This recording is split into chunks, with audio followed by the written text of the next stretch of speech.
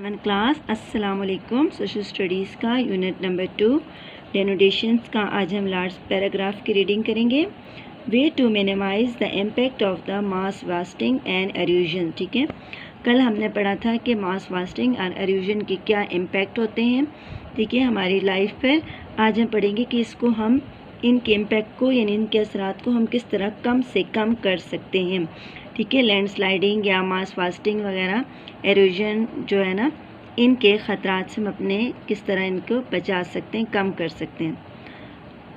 Mass wasting and erosion can be controlled to some extend by the following ways. ठीक है, कुछ मंदरज़ेल तरीक़ों पर हम अमल करके हम इनको कंट्रोल कर सकते हैं, यानी तोदा घिरना और तोड़ फोड़ कटाव जो इसको हम कुछ तरीक़ों से कम कर सकते हैं। नंबर 1 है the root of plants and trees hold soil in places. ठीक है, दरख्तों की जो जड़ें होती हैं वो मिट्टी को मजबूती से पकड़ लेती हैं, उनको प्रोटेक्ट करती हैं। ठीक है, जिस कहीं इसको जो पौधों की जो जड़ें हैं वो ज़मीन में दूर तक जाती हैं तो वो मिट्टी को पकड़ लेती हैं, उसको झगड़ लेती हैं, उस पर अपना होल्ड कर लेती हैं। So trees should not be cut and more trees should be planted on a slope to control mass wasting and erosion। ठीक है, इसलिए कहते हैं कि हमें दरख्त नहीं काटने चाहिए, बल्कि कोशिश करनी चाहिए कि ज़्यादा से ज़्यादा दरख्त लगाएं ताकि वो स्लोप यानी जो ढलवान वाले निशेब वाले इलाके हैं उनमें वहाँ पर मास वास्टिंग और एरोजन को कम कर सके, कंट्रोल कर सके।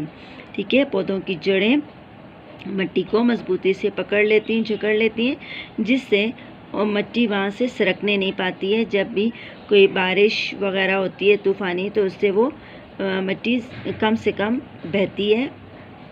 नंबर 2 इन हिली एरियाज़। ठीक है, पहाड़ी इलाके जो हैं वेयर स्लोप ऑफ स्टीप्स। ठीक है, स्लोप्स यानी नशेबी इलाके जो ढलवान होती है, ठीक है, जिनको ढलवान कहते हैं, नीचे की साइड पे जो होते हैं आर स्टीप्स, वो खड़ी ढलान हो, ठीक है, वो बुलंद हो। ठीक है, जो स्लोप्स है वो खड़ी ढलान हो। बैरियर्स, ठीक है, इन्हें रुकावट खड़ी किए जाए। एंड रिटेनिंग वॉल, ठीक है, उनको महफूज रखने के लिए कुछ वॉल्स, दीवारें बनाए जाए। Should be build to minimize landslider. ठीक है, पहाड़ी इलाकों में जहाँ पर खड़ी ढलान होती है, ठीक है, वहाँ पे नशेबी ढलवानें बहुत होती हैं, यानी वो नीचे की साइड पे, आपको पता है पहाड़ जो है ना ऊपर से नीचे की साइड से आता है कि जब ऊपर उन पे कोई ज़लज़ला होता हो या तेज़ बारिश हो, तूफ़ान हो, बर्फ़बारी हो, तो उनके ऊपर की चट्टानें जो है वो कमज़ोर होकर नीचे की साइड पे आने लगती हैं। उसके लिए उन्होंने कहा है कि वहाँ पे बैरियर्स, कोई रुकावट बनाई जाए या कोई उनको महफूज रखने वाली दीवारें बनाई जाएँ, जिससे लैंडस्लाइडिंग या ज़मीन का सरकना और फिसलना जो है वो कम से कम हो जाए। क्योंकि कशिश शकल हमारी ज़मीन में ग्रेविटी होती है। ग्रेविटी क्या होती है? ऊपर से चीज़ों को नीचे की तरफ खींचती है, तो इससे वो जो है ना लैंडस्लाइडिंग कम हो जाएगा। वहाँ से चट्टान और जो बाकी संगरेज़े, रेत, मिट्टी वगैरह वो नीचे की साइड पे नहीं आएगी और इससे उनके नुकसानात से बचा जा सकता है। लैंडस्लाइडिंग से जो नुकसानात होते हैं उनसे भी महफूज रह सकते हैं। Steep and dangerous slopes should be remove. ठीक है, इस तरह की जो खड़ी चट्टानें होती हैं और या जो ख़तरनाक ढलवानें होती हैं उनको ख़त्म किया जाए, उनको हटा दिया जाए ताकि वो नीचे की साइड पे सरकने का उनका अमल ही ख़त्म हो जाए।